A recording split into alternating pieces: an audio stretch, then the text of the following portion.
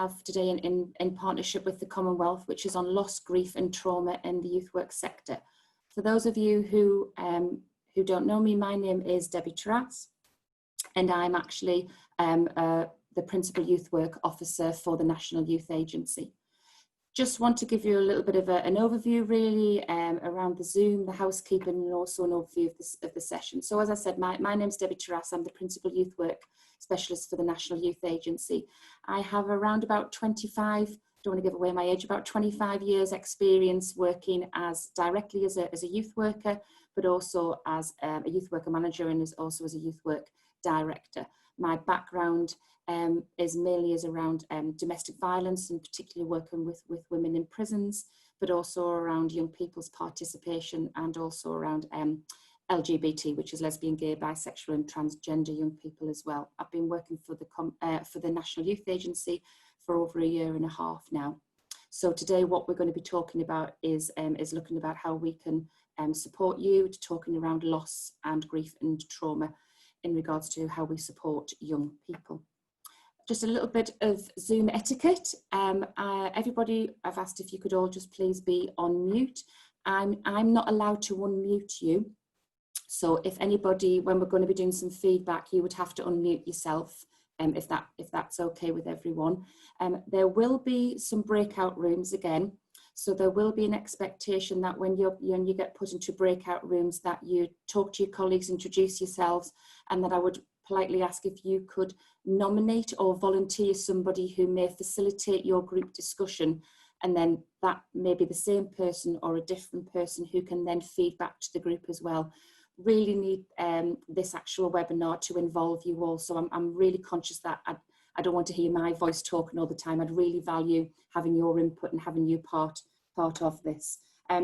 So as I've said, there will be breakout rooms. We will go through that with you, so please don't be alarmed if when we're talking this through all of a sudden you'll get a message to say you're going into a breakout room. That's perfectly normal, and obviously we will support you in getting into that. As I've said as well, there is a chat facility for you to be able to use. Just to give you a heads up, at the end of the session, there will be a link that will go into that chat, and that's an evaluation. We'd really appreciate it if you could complete that so that you can give us your feedback on the session, and that also helps us and informs us for actually future sessions as well. So without that feedback, obviously we can't improve or we can't expand on some of the webinar that you've really enjoyed. So I really appreciate that. Thank you. So the learning session today. So within this session, what we're hoping to do is exploring what does loss mean, and unpicking some of those narratives and some of those assumptions that we associate with that, with a specific focus around obviously as us as youth workers and what role that is. And looking at examining the variation of what loss and grief within a young person's life is, and actually how do we respond to that?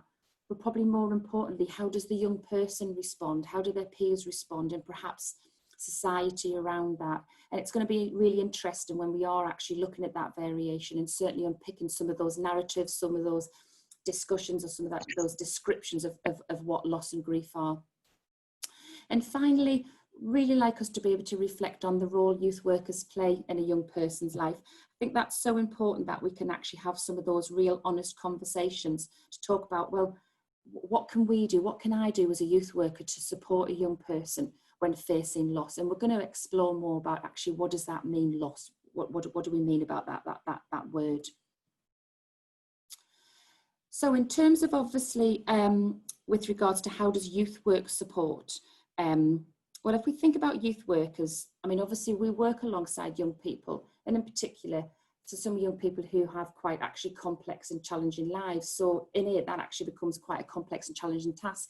No young person is the same, no human being is the same. So why should we treat them all the same as well? So I think for us as youth workers, you know, we do have that element of power to make changes for the better, you know, but that really needs to be working alongside that young person, you know. So in terms of us helping to shape the way in which we actually deliver our youth work provision, but also about how do we improve that and how do we make it really relevant within the context of the young people that we're working alongside. And ultimately for us, you know, being able to support and work alongside young people and really to ensure that they actually, you know, they do meet their true potential. and that we're actually supporting that. And the reason why that's so important within this webinar is that, of course, we know that life throws hurdles at us, life throws barriers at us, but it's actually how do we support young people to be able to cope with that as such, but also to be able to then continue and to obviously have a fulfilling life. And one of the things obviously that we're looking at the moment is about, you know, how do we actually frame that narrative, and how do we actually talk about that? So if we're thinking about that loss, what we have to be honest about is, regardless of what our backgrounds are, and I'm saying ours collectively, regardless of our culture, our gender, our particular lifestyle, even right down to where we actually live or where we work, we all have one common experience, and that is loss. Unfortunately, at any one time, or for some of us, several times in our lives, we will experience loss. But again, like I said in the beginning with the learning outcomes, what does that mean? You know, how do we as individuals and youth workers in particular, how do we actually perceive what is loss? So what I'd like to do at this particular point is to actually get you out into breakout rooms and to start discussing that in more detail. So what's going to happen in the next few minutes is you will receive a message that will come up on your screen, and it will tell you which breakout room you're going to go into. But one of the things that I want you to really think about is, think of a time when you've lost something. I don't want you to talk about a grief as in a death of someone or something. I want you to talk about a loss. I'd like you to think about, how did that make you feel? And also, do you still think of that loss now? Now, I understand that perhaps for some people this may be difficult to do, so there is no assumption that if you don't want to share, that's absolutely fine. But what I would ask is to respect people who do want to share and to listen to what they're saying. Each person within your group will have approximately 1 minute to tell their story to the group, and you have 10 minutes in total, so that allows you to have some of those discussions. Please, would you ask if you could choose one person's story to feedback? And could you also just ask if you can have someone who would facilitate the group, and if that's the same person who would feedback. But please ensure you have that person's permission to share. So we're going to ask you to go into a discussion group, talk about a loss, not a bereavement, not a death, but an actual loss. How did that make you feel, and do you still think of that loss now? And you should be getting a message very soon to say that you're actually going to be going into some breakout rooms. So just bear with us one moment, because I think there's just one more person's coming in from the waiting room, and we don't want to lose them when we put you into your breakouts. Thank you. So what I'm just going to ask, and I think we have 6 groups. So what I will ask is if I can have a spokesperson from the first group. I don't know who would be willing to be a willing volunteer, who would be happy to share one of your group stories around about thinking about a time when you've lost something. How did that make them feel, and do they still think of that loss? Is there anybody who's willing to be a willing volunteer to start? You might have to unmute yourself if you're talking.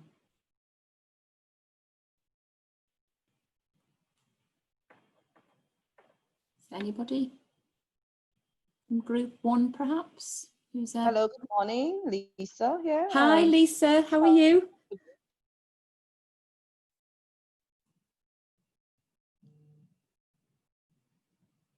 Are you hearing me? Yes, Lisa, we can just hear you. You just faded out slightly there.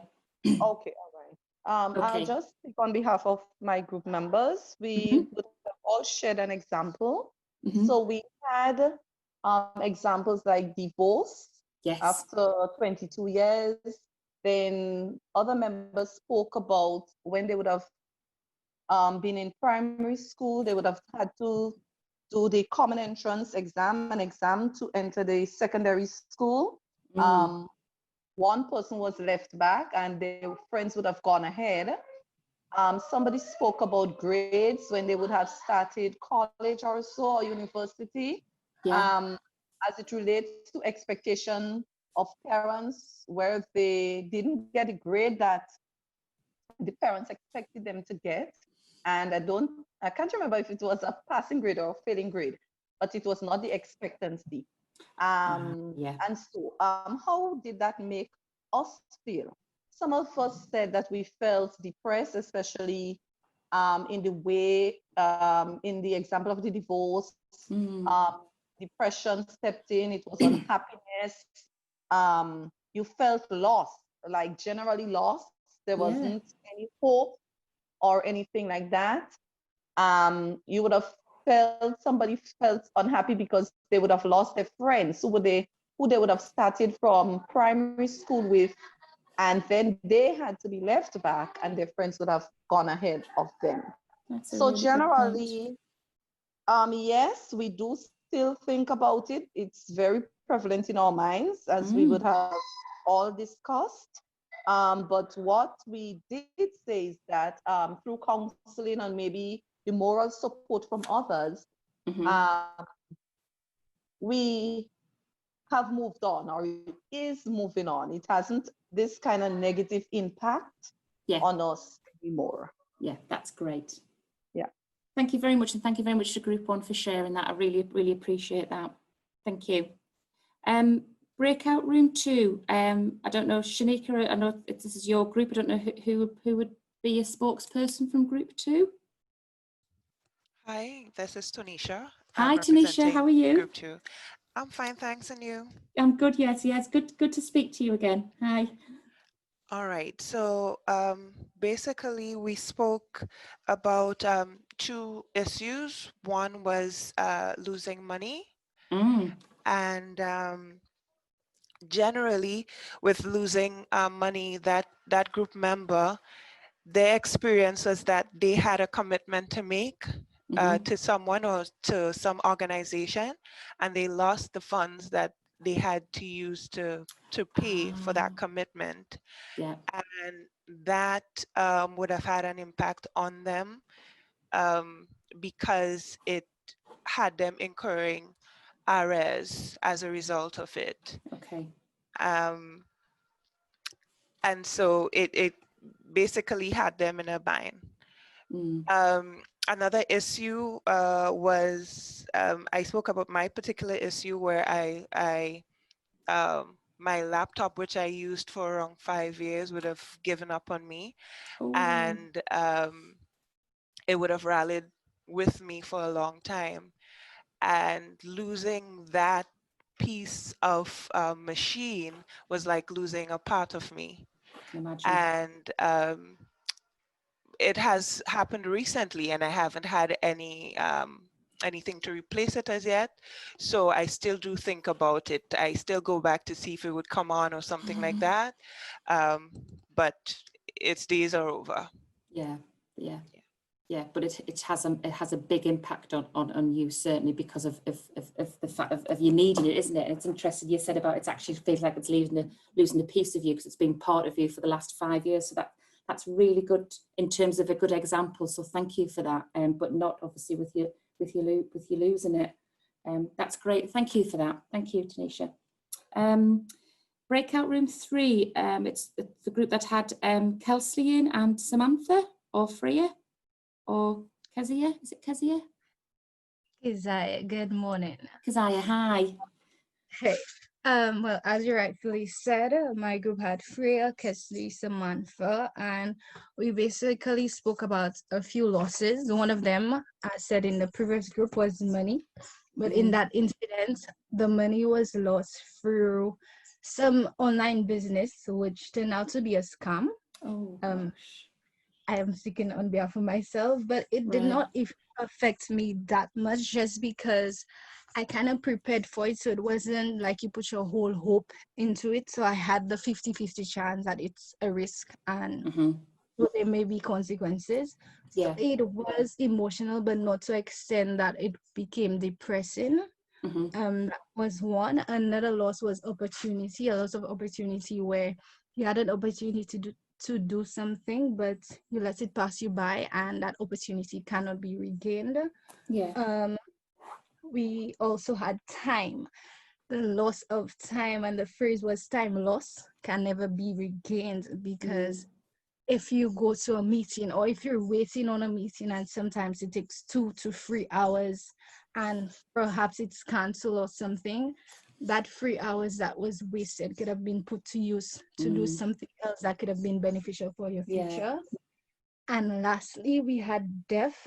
The loss of death, it makes you feel sad and empathetic, but in my group, majority of the persons share the same sentiments, that it was sad for the moment. We still do think about it off and on, but however, we don't let it hinder our progress or hinder what we have to do for future use. That's interesting, and it's interesting when you talked about time as well. I think that's so crucial, and I think certainly, I think probably what we've all had the opportunity to be able to do is perhaps reevaluate what we see as important in our lives, especially when something like COVID-19 takes away any sort of any control, really, doesn't it?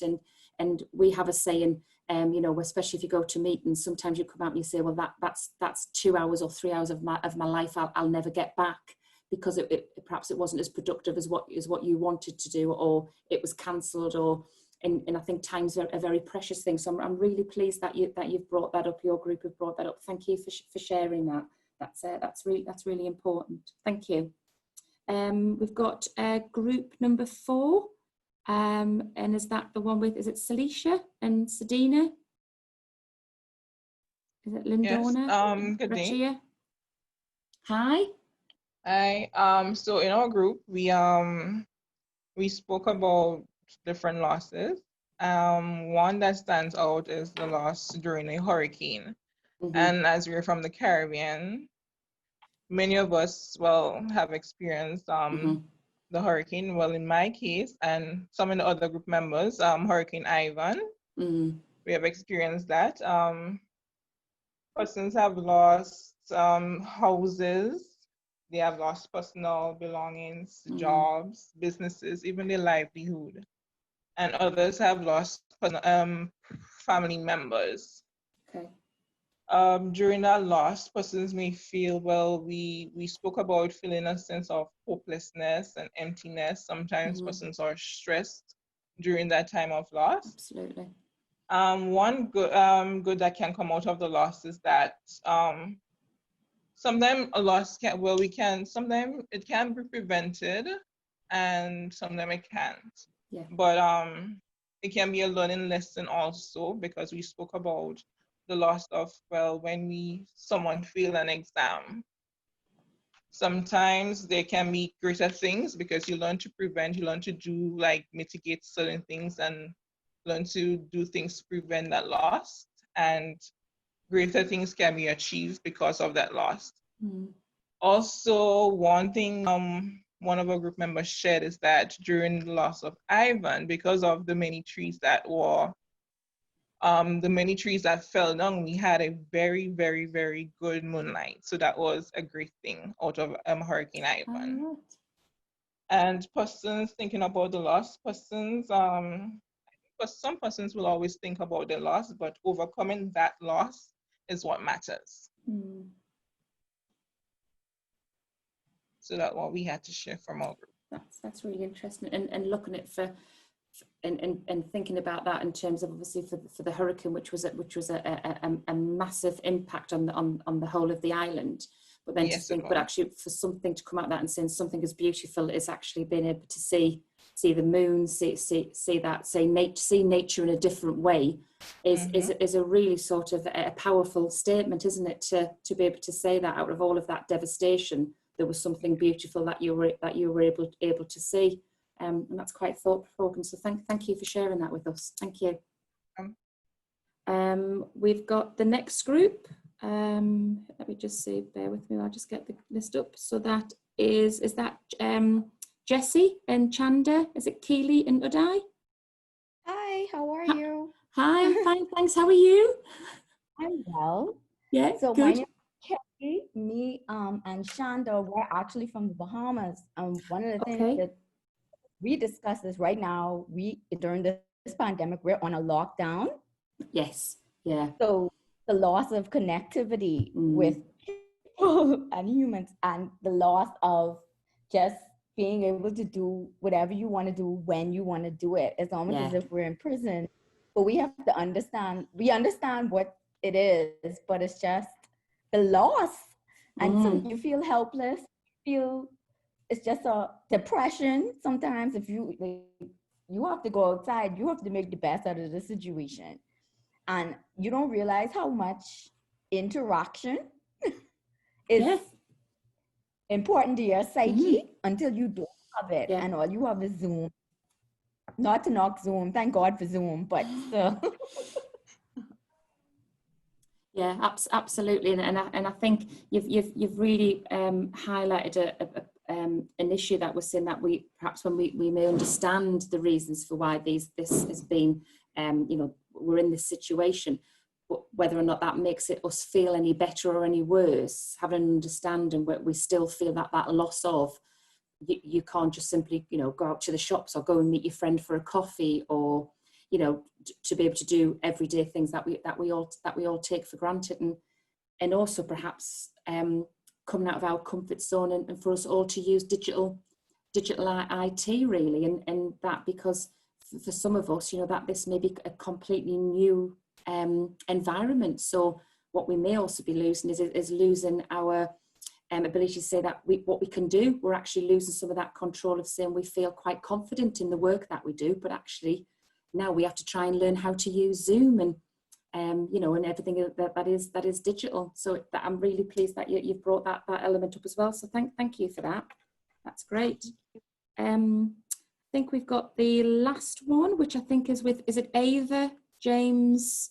I've got Shanta, and then I've got your name down as S. Lorraine. Is that, have I got that right? Yeah, which is the most fortunate group in this whole setting. Ah, James, right. Come on then, I'm interested. I had one person share a loss, because I think we were directed to share losses that were not like bereavements with deaths, right? Thank you. For most of us, I guess the only losses we had were deaths, except for one who shared a story about her passion to make changes at the school and her drive to try to implement changes, and she actually ended up becoming a principal at the school and trying to see her goals being for the school being implemented. And then it was a lot of fight against the way she was doing things, and she ended up losing the role as principal.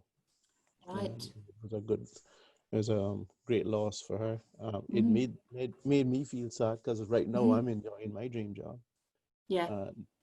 And what I'm trying to do is to try to do new ways of engaging young people and youth workers. I told them that I didn't really have any loss. Thank God for for all the blessings He had on me, because I'm in the Cayman Islands and we still in the storm belt, and we still have to deal with COVID. And in spite of all of those challenges, my team and I still doing well. We were redeployed early, helping in other ways. So we didn't really lose a lot of the interaction. We had a WhatsApp group for all of our youth groups, so we constantly kept in touch with them. Yeah. And no one else in the group shared. I guess I told them all I could share was loss of death, like with my parents and stuff. But so it's, but it did make me feel a way of saying that a person losing their dream job, it could happen to me. And then I started to think about, if I was to lose the job that I'm doing, how would that make me feel? Because I'm trying to push for new methods as well. It's something that I've been suggesting. I almost was in the same boat as her, just that I'm now in that job. Right. But it made me think about it. But our group was fairly quiet. Fairly quiet. Okay. Really, that may I change guess the only later. losses were debts. Yeah, and I appreciate that, and I think it's really interesting, James, what you said, especially with your colleague within the group, about the impact that loss has had, because her passion and seeing that actually the drive and her dreams and her ideas being able to go into fruition within the school, but then to have to lose her job because of wanting to continue with that passion must have had a massive impact and certainly mixed emotions, but interesting because I think for all of us, whether we lose our job or whether perhaps sometimes we lose elements of our job because things are taken away or new people come into our environment and actually say, well, we can do that. And, you know, I think it's a classic, isn't it? You know, you might complain about having to do too much. So your manager might say, well, I've brought somebody in to help you do your job. And then you say, no, but I don't want to give up that bit of my work. You know, I don't want to lose that. But it's how that makes us feel. And I think for everybody who's fed back, and thank you so much, there has been a really good variety of different types of loss, and that's what I want us to start thinking about, and especially from a young person's perspective. So whether that be COVID-19, whether that be the hurricanes, I mean, what we're seeing at the moment in Lebanon with that horrendous incident at the port, you know, we're seeing families like yourselves who have been displaced, who have not just lost loved ones in terms of a bereavement, but also lost, you know, it could be the smallest of things that mean so much. It could be a picture of a person, it could be a memory, it could be something that you can never replace because it could have been completely, you know, disintegrated, but that means something to you. And what I want us to start talking through is about how do we as a society interpret what loss is, or interpret what bereavement is, and saying to people and how we talk about that, and how we assume perhaps sometimes you can get over that or you can replace it, whereas sometimes it's not that easy, and especially for young people as well. And this is the reason why I want us to talk through this, so that we can place ourselves as youth workers as to where we are, so we have a better understanding when we're working alongside young people. And I just wanted to come on now to give you a bit of an idea as to what's currently happening in England, and how us as the National Youth Agency are responding to that in regards to representing the youth work sector, and with that young people, but also about how we're trying to work alongside our government to support young people, especially around this certain incident around COVID-19. So I'd just like to share you just with a little bit of information. So obviously, currently at the moment, within COVID-19, the National Youth Agency have produced a document called Out of Sight. And what that really highlights is some of the thematic sort of issues and the themes that have come out of where young people have and how they've experienced loss in a variety of different ways. And some of these have very much been some of the issues that you guys have brought up today. People, I don't think, actually really understood some of the diversity in terms of actually the impact of young people. Again, I'm not sure in terms of, you know your young people much better obviously than what I do, vice versa, the young people that I support in England, but it's been really interesting as to how, again, whether that's the media or the community perceive young people saying, oh, well, they're not going to school now, well, they'll be really pleased about that. But actually, from the conversations that I've certainly had with young people, that isn't the case, because what you're finding is that actually young people are actually, they're losing that routine. So while some young people might not want to go to school or might not be happy with school, actually that's quite a big issue, and especially with young people who perhaps have additional support needs and who have disabilities. So I just wanted to highlight this. We have some big youth zones. They're big youth clubs, youth groups that are across England by an organisation called Onside. And one of the things that they've certainly highlighted is that families are really experiencing a range of different problems, especially with children and young people who perhaps have autism, because they're really struggling with their routine. And for those of you who have worked alongside young people, especially who have autistic needs, having routines is absolutely key for them. And one of the things that we've certainly found from the National Youth Agency is that currently at the moment there are over 360,000 young people from vulnerable families who did receive some sort of formal support. And unfortunately, because of COVID, that's having a massive impact on them. You know, at the moment we're seeing currently 5% of vulnerable children known to be at risk by social services. You know, they were actually in school before Easter. We have really no idea in terms of what's happening now with those young people, and trying to get them back on board so that hopefully in September we can have some sort of offering some sort of support to them. So there's been some massive impact on certainly on young people. We have another organisation that is called Brook, and that provides support to young people across the country as well, especially in terms of looking around safe spaces and around abuse. And what we're currently finding at the moment is that, you know, over 448,000 young people from vulnerable families are still unknown to services, but are actually known to us youth workers. You know, so there's that connectivity, that loss of connectivity and loss of a safe space and contacts. And of course, one of the things that we are really concerned with is around that youth suicide rate. So looking around young people who may choose to take their own lives or self-harm further, purely because of the fact that of the situation within that they're within.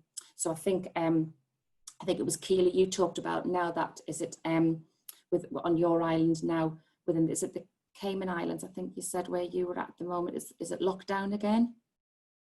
Where you are at the moment? It was the Bahamas. Bahamas, I do apologise, in the Bahamas. So again, you know, having that lockdown and being able to see, you can't go out.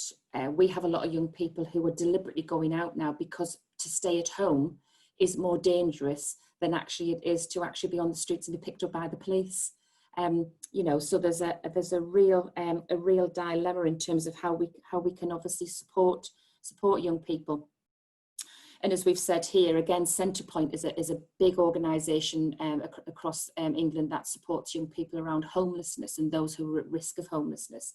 And we have something that we call a toxic trio within the UK. So that's actually for young people who may be living with a condition of addiction. So that could be substance misuse or drug abuse, very poor mental health and domestic abuse. So they could actually be living with that, or they could actually be experiencing that themselves. And again, it's very hard for young people because a lot of them are more at risk of being homeless as well because of the current COVID situation. And we have a terminology that we call sofa surf, where young people will have nowhere specifically to live, but they'll sleep on somebody's sofa, somebody's front room, or somebody's floor, rather than actually having to go back to that situation. So I just wanted to give you a bit of an idea really in terms of what is happening with regards to young people from the UK. So I think really for us, in terms of the National Youth Agency, we are really advocating that we need to hear young people's voices. We need to find out what their concerns are. And that's really difficult sometimes to do because if young people are dispersed or they are scared or they don't have those connections anymore, it's really difficult to be able to get them to actually have their voices heard and to actually have trust in that person. And that's why for you yourselves and myself as youth workers, it's really key that we still continue to have those connections. I know, James, you said about your organisation, you know, you're using WhatsApp and you're using some of the IT technology to keep some of those connections with young people. And it's so vital because previously, obviously, quite a lot of their social connections, whether that's school or youth groups or other community groups, are no longer there at the moment purely because of the restrictions. So while it was said that, you know, we understand why that's happening, actually in reality, being able to deal with that is something a little bit different. So I'm going to get you to start talking again because I think I've spoken too much, and I'm going to get you back into some breakout rooms.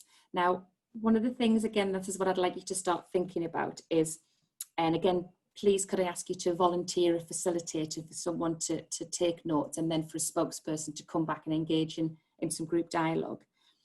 Can you now start to think of 10 examples of the types of grief, loss or trauma a young person within your geographical area may experience? Again, what I would say from a safeguarding perspective, and also from, you know, please don't mention any names of that young person, but please give examples, and that would be really good, and we can start sharing. And I really want us to start having some conversations. I'm happy to facilitate when we come back, but I'd really like us to start having some conversations between us within groups. So I'm going to give you 15 minutes to discuss that, have those discussions, agree your top 10, And then when you come back, I'm going to ask each group to just maybe give me a couple from each, and then we'll start discussing that, and we'll hopefully get more people talking. So you should, within the next few seconds, you'll get a little note to say which breakout room you're going to go into, and I'll see you all back in 15 minutes. Thank you. So that's it. So welcome back, everyone. Hope you had the opportunity to talk within your group and explore 10 examples. So what I would just like to do is just to go through each group, if that's okay, and for you to give me, Beatrice, possibly 2 examples of the 10 examples that you thought about. Can we start with group 1?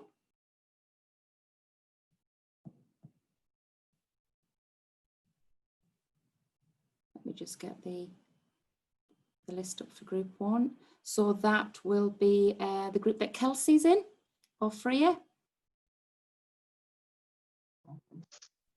Who's your representative? Is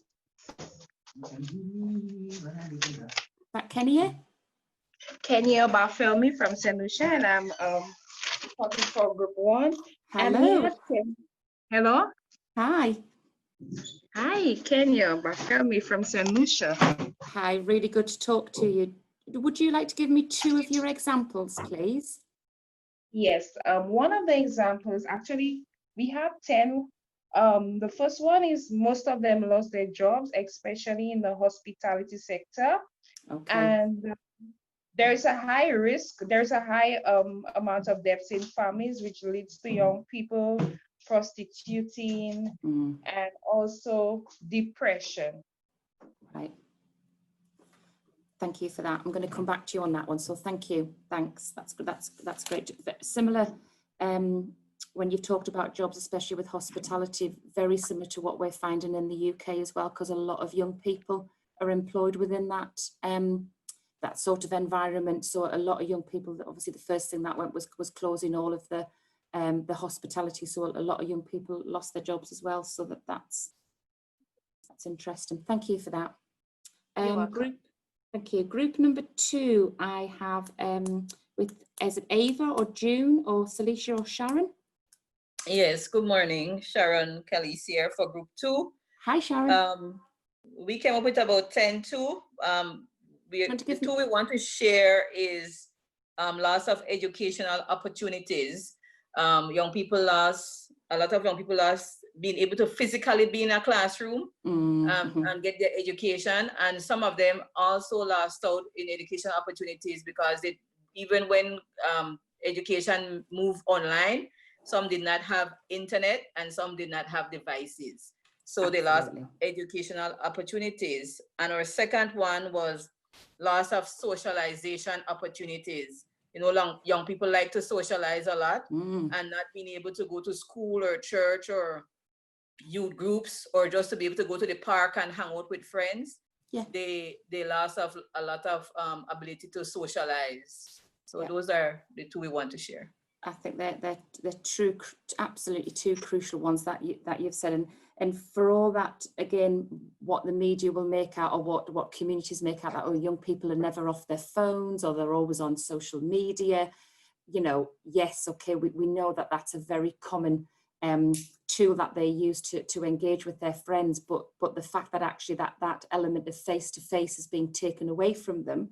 It was going back to that, while they may understand that, I think it's that what Keely had said, actually putting that into the context of, you know, you can't go to the park, or you can't go to church, or you can't go to school to see your friends is a massive, has a massive impact on them, and certainly around that that education. I'm so pleased that you've raised that, because there again, there is an assumption, I suppose, of people having access to online facilities.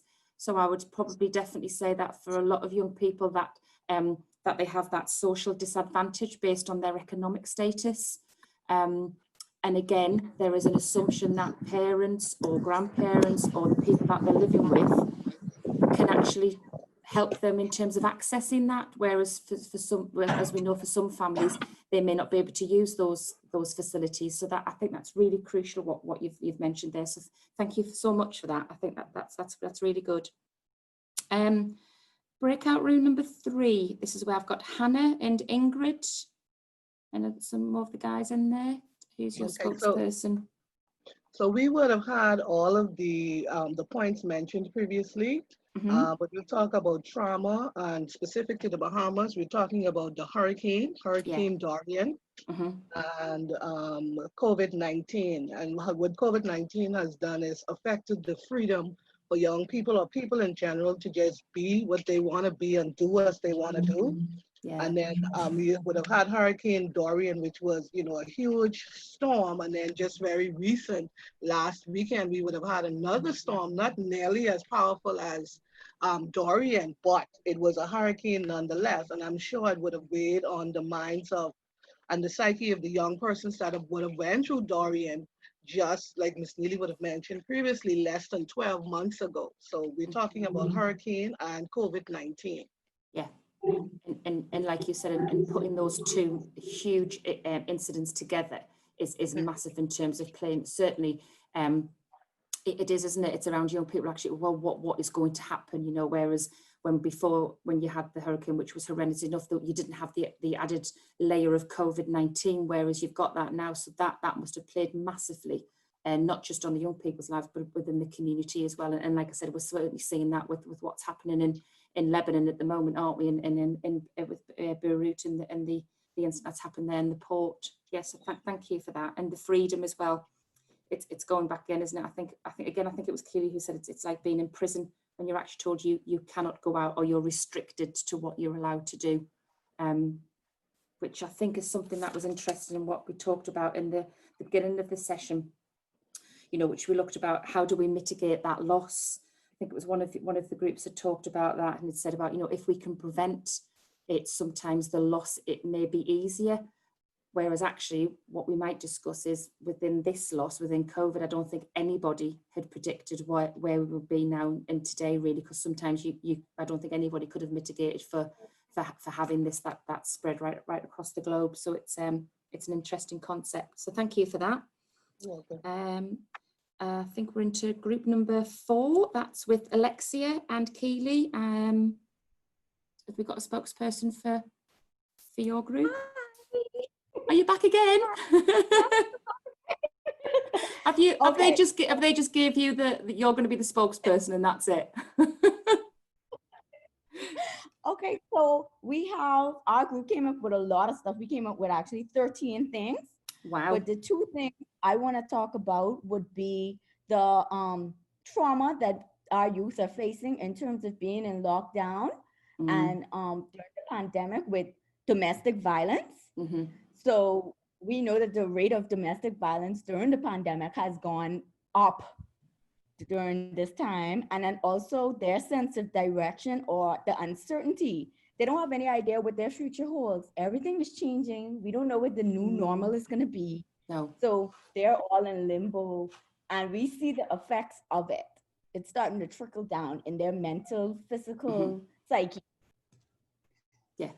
And that must be for us as adults and as youth workers, we don't know what the new normal is going to be. So for a young person who perhaps sometimes looks to us, for some of those answers, sometimes we can't give them, can we? So that must be very difficult for them as well. Yeah, that's and obviously with the domestic violence, I don't know. I mean, has additional services been put in place in the Bahamas around DV, or is that? Well, actually, what social services is trying to do now, they're trying to give them additional access to the crisis center, right? And yeah. Our international crisis hotline.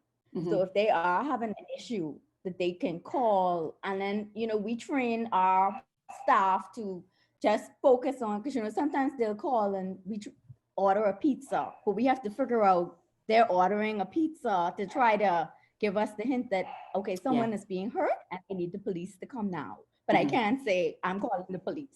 So, we have to do additional training. And then we have to figure out other things to try to reach them and get them as stable as possible, because not only the youth, we have to make sure the youth workers are also Absolutely in their right frame of mind to do the work that we're called to do. So yeah, and that is that another additional layer, isn't it, of actually looking at the risk really as for us as workers, and also as organisations, about that added layer of risk, and not just if you're going into a situation where there is domestic violence, but also the situation of currently of COVID as well. So that's another layer that we have to contend with and to deal with, and a loss of control as well. So it's interesting how we can unpick that. Thank you very much for that. Thank you. We've got number 5. That's with Lisa, James, Kezia, Arlene.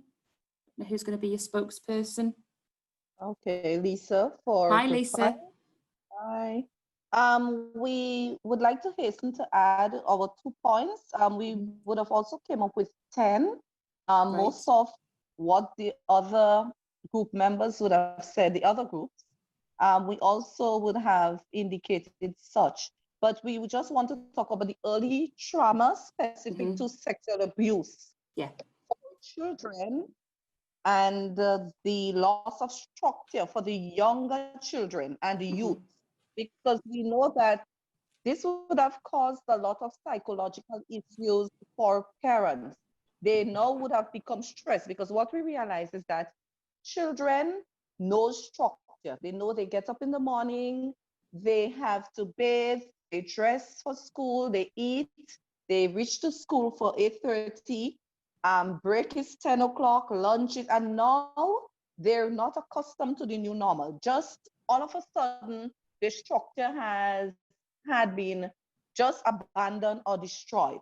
So now it causes or forces the parents now to accommodate them, which sometimes it gets overbearing, you know? And so this causes additional stress and anxiety, develop psychological issues for parents, because we know that children, all they want to be is with their friends and to belong, you know? So this now causes an issue for the children. Well, mostly for the parents. Yeah, definitely. And I think also with that added, within that is actually, well, not am I going to be your parent, but I'm also expected to be your teacher at school, at home as well, if there is homeschool, and if the school have provided any additional support to be able to do it at home as well. And you're right in what you're saying, you know, the children and young people, you know, don't want to spend time with parents. They want to be obviously with their friends. So again, that can cause some real issues in terms of that relationship with whether that's parents or whether it's grandparents or who they're living with. So again, it's taken away, it's that loss, but it's also a loss of and grieving for their friendships as well, which is massive and so important for young people, and in particular if you have young people who are in relationships, which can be even harder. So thank you for that, Lisa. Last but by no means least is breakout room number 6. So we have that's the group with Jessie or Shanta or Shanika or Tanisha. Who have we got representing the group? Tanisha here. Hi, Tanisha. So 2 of the issues I wanted to bring forth was actually one of the things that I experienced during one of my placements, was with a young person losing her phone and the fear of missing out. And she was breaking down, she was crying because the phone wouldn't work. And another example, which I think hits very close to home, is the anticipated grief of not having carnival, and so this year across the islands. And so a lot of the young persons, they do not have that space to express themselves culturally, as well as their freedom of expression. And that sometimes our body has clocks, and when the summer season is here and they know it's carnival and it's a time to go out and socialize with friends, and now they're not able to do it, what do they do with that heightened energy that they normally have around that period? And I believe that it's not being looked at in terms of what young persons would be doing around that time. So most likely they will deviate come probably Carnival Monday or Tuesday here in Grenada, which is next week, and they're not allowed to go out and party and so on the streets. And to have fun and to enjoy the summer. And again, that is massive. And I'm so pleased that you mentioned about the phone, because I know you talked about how you felt as a person when you lost your laptop. But for many of us, you know, we're attached to our mobile phones, aren't we? Or we're attached to something that we rely on, whether or not we rely that on for work, or we rely on that so that people can get in touch with us if we have children or we have caring responsibilities. And it's become a vital part of our life. I think, Tanisha, you said about your laptop, it was like losing a part of your body, wasn't it? Because it's attached to you. And I think probably also, if we're looking at some of those emerging then vulnerabilities with young people, if that phone is vital for that young woman, whether that's maybe to speak to somebody or speak to a counsellor or a youth worker or a friend, to not have that is going to make a massive impact on her life, isn't it? And if, for instance, it could be something as simple as, does it need repair? And well, if the phone repair shop isn't open because of COVID, that's completely out of her control, isn't it? She can't do anything about that. And I'm also really pleased that you mentioned about the carnival, because again, that is part of that normal life as to what we would hope that we'd all go back to. But obviously that's not going to be the case for us to be able to have carnivals or festivals or sporting events. I mean, we've seen the Olympics have been cancelled this year as well, which brought, you know, all of the world together, didn't it, for us to celebrate sporting achievements. It is having a massive impact across the board, specifically for young people. And I'd also say things like having proms, you know, having some of your younger young people maybe going from their lower schools to their higher schools. You know, I think somebody mentioned about not being able to see their friends anymore. Well, if especially if they're moving schools, they've not had the opportunity to say goodbye to them or have that closure, you know, and moving on perhaps to a different school or going to a university when you've been at college, you know, things like birthdays, celebrating. And also, if we're talking about grief and we're talking about bereavement, certainly in the UK, we had a real tight restriction on funerals, and that we weren't allowed so many people to actually come to the funeral. And of course, the key group of people that are usually told that if we have to do that is usually children and young people. You know, we're only allowed to have so many, so say 10 people at a funeral. Well, the children or the young people can't come. So we're not allowing young people to perhaps to grieve in a way that perhaps the funeral would possibly be an environment for them to be able to do that. So there are definitely a number of experiences that a lot of young people are going through at the moment. But what I wanted to ask is there any experience that we haven't had an opportunity to discuss that somebody would really like to talk about now before we move on? Is there something that perhaps we need to talk through? Does anybody want to say that, or are people happy for us to move on? I just don't want us to miss anything if it's really important for somebody. Everybody all right with that? Two things that our group came up with, I don't think I heard mention, was that transport, you know, when we can move sometimes, because it's not the public transport system isn't up to the usual level. Sometimes a lot of people are experiencing, young people are experiencing challenges with accessing transport. And also childcare, you know, some young people, they may have their job to go back to, but childcare facilities may not be open. And so for them it's a challenge, you know, to find childcare at this time as well. It is.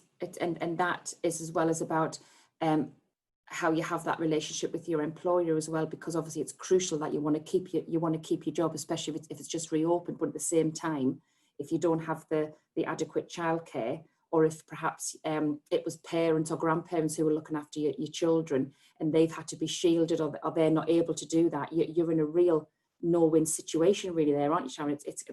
That's a massive thing to be able to deal with. So that's a really good point. Yeah, very good point. Thank you. Also, I'd like to say homes, because in the Bahamas we experienced with Dorian, a lot of our youth, it's twofold, because our youth, they lost their homes from the actual hurricane, so they were displaced, and also now during the pandemic, a lot of persons were losing their jobs and being evicted from their homes. So on top of all of this, they now have to deal with being homeless. Yeah.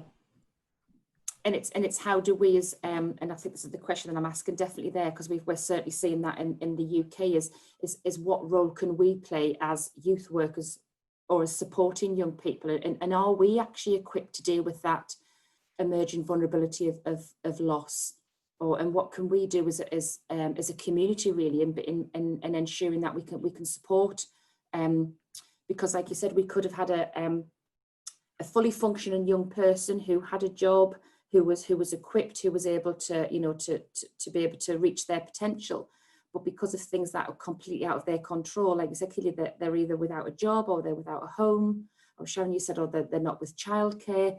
So it's about what can we do to be able to support them, and that's probably something I'd be asking you guys to actually go away and have a think about, in terms of what are our limitations, and who do we need to really bring in to provide that support with them. Certainly for us as youth workers, we can certainly start looking at perhaps our language and how we actually respond to that. And I think what's really interesting is that as human beings, when we grow up, we're taught how to deal with actually getting things. So if we talk about going to school, getting an education, passing exams, perhaps going on to higher education or college or university, getting a job, meeting a partner, settling down, buying a house or renting a house, having a social life. But what we tend not to do is we don't equip, especially young people, with equipping with actually loss, and actually how to deal with loss, and how to do that. And I think that comes out very apparent, especially within our language as well. And I think this is one of the things I just want to explore as we're moving on, is the single largest source of emotional confusion is the false idea that we shouldn't be allowed to experience sadness or painful experiences. And sometimes, we'll say things like, oh, don't feel sad, or tomorrow's another day, or, don't feel down.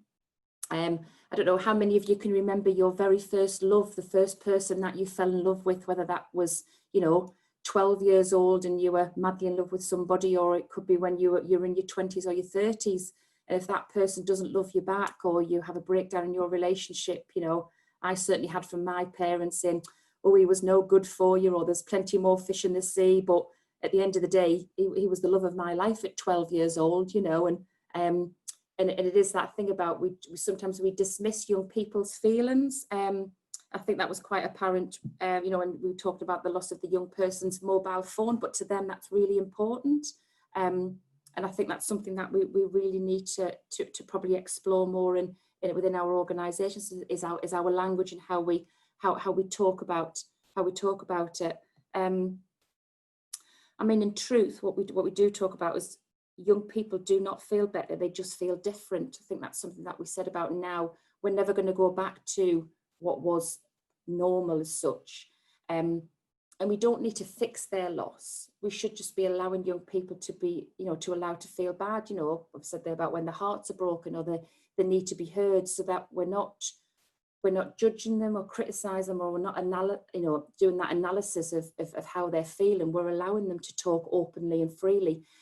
And that may help them in terms of coming to terms with what's actually happening around them, and actually perhaps having that sense of of not being able to have any control of that. And it's certainly from the National Youth Agency, we would only give you guidance and ideas around how to communicate with young people. You know, as I've said before, you know your young people better than anybody else, and every young person is unique. And each of them obviously have their own individual needs. So what might suit one may not necessarily suit the other. But what's key is that communication. Probably more importantly is about actually what not to say rather than actually what to say. And what's so important is that we acknowledge for a young person who's lost something to give them the opportunity to talk about it. Now, for instance, what may seem, like I said, what might seem quite trivial to us may be really important to them. And also vice versa, what we may think may be of a traumatic sort of incident within their lives, they may actually see that as not as traumatic. So for instance, they may have lost their grandparent, or they may have lost an aunt or an uncle. Now, to us, losing somebody within their family would be a horrendous thing, but it depends on what relationship they've had. You know, or we talked before about around the domestic violence. If that perpetrator, the person who was committing the domestic violence, did pass away and they lost them, they may not feel anything in terms of that loss and that grieving process. However, if they perhaps lost a dog, or they lost an animal or anything, they may actually have a better relationship with that animal than what they actually did with a human being. So it all depends on what their situation is and what that means really to them.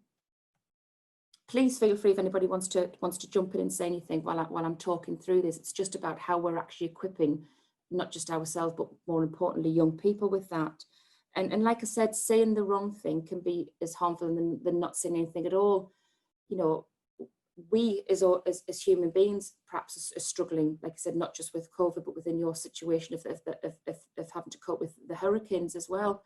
And then young people need to know that their feelings are actually quite normal, and it's a natural reaction to difficult times.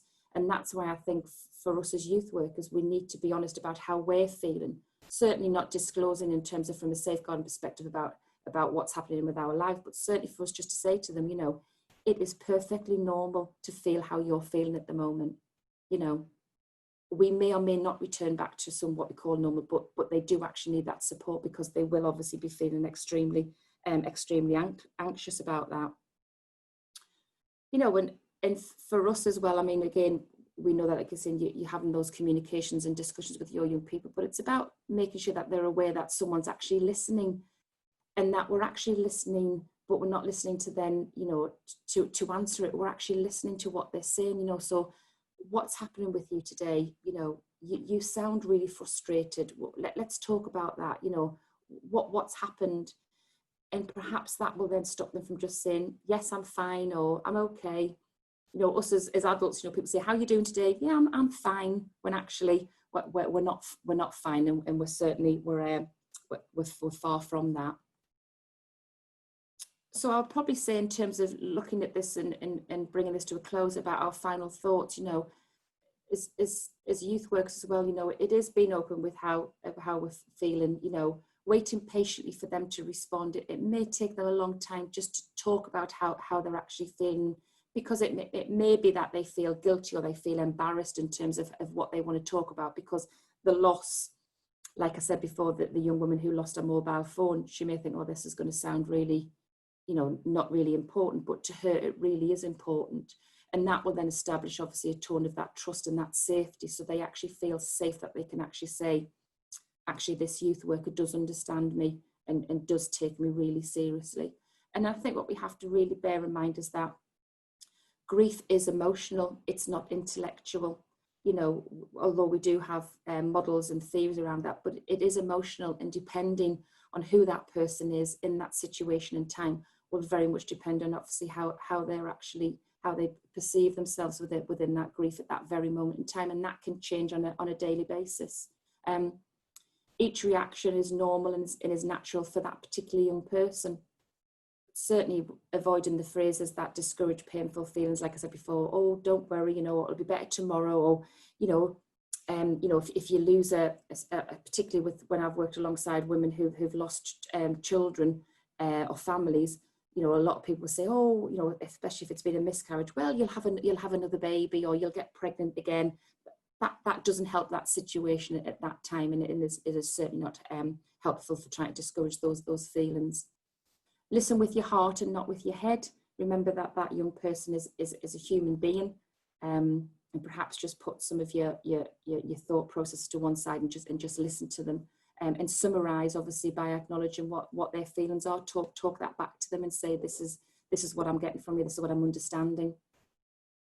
And finally, just remember that young people do not need to be fixed. They just need to be heard. That's the end of the webinar. I know we've gone over slightly, but does anybody have any questions, any thoughts? I know I'm very conscious that we've only had an hour and a half, and we could probably do a full day on this. I had a thought. Hi, Keely. Sorry, this is Kelly again. Hi. We really have to be there for them because they don't have any other coping mechanisms. Everything else has been taken from them, hasn't it? Like, they can't go dancing with their friends. They can't go to dinner. They can't go to the movies. They can't go have a drink. So the only thing that they have, the only outlet that they have is us. And we have to make sure that we facilitate them so that they can be heard. We make a safe space for them so that they are able to find new coping mechanisms in this new normal. And we have to assist them with that. That's scary though, because we're just as confused as they are. Oh my gosh. Absolutely, and I think that's why it's so important around your health and well-being as well, is that you do this, whether that's a community, we say a community of interest, or a geographical community, or your organisational community, that you work together. So I talked before in the slides when I said about are we equipped? What we don't want to be is we have a phrase in the UK that says a jack of all trades or a master of none, which obviously means about actually let's look to see what are our limitations as youth workers. I mean, you know, we come into this profession, we certainly don't come into this profession based on a monetary value or wanting to be paid a really good wage. We come in because it's a vocation for us, because we want to be able to support and work alongside young people and to see them progress. But we also need to make sure that we're looking after ourselves and that we bring in other experts around us that can support young people with maybe some more quite specific and targeted areas. But we definitely do need to start working more as a collective to support them. Yeah. Thank you for that. Does anybody else have any more questions, thoughts? I don't have a question. I just want to make a comment that from the whole session today, the only thing, if anything, that stayed with me is that your last comment is that young people don't need to be fixed. They only need to be heard.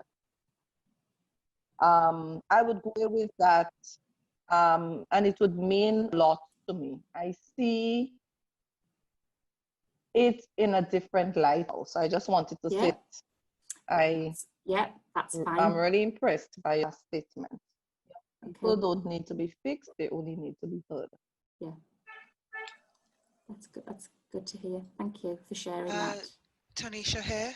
Hi, Tanisha. I just wanted to say that, you know, everyone grieves in their own way. They do. And sometimes we try to force people to grieve because we know that they would have had some loss or something, and we see that they're not grieving. But we should be able to give people time and let them deal with it when they are ready, and it's not up to us. No. I'm so pleased you've said that as well, because you know, for a lot of people, especially around grief, you know, they say time is a healer, don't they? Or, you know, in time, and, you know, but I think for a lot of people, you can't say that, because it's about how you grieve personally and how you experience that. And for some people that will be for the rest of their lives, and that's absolutely fine. And you're absolutely right. We should never put on our own assumptions. That's what I think we said before about listen with your heart rather than your head, and allowing young people certainly to talk about that as well. Yeah. So thank you.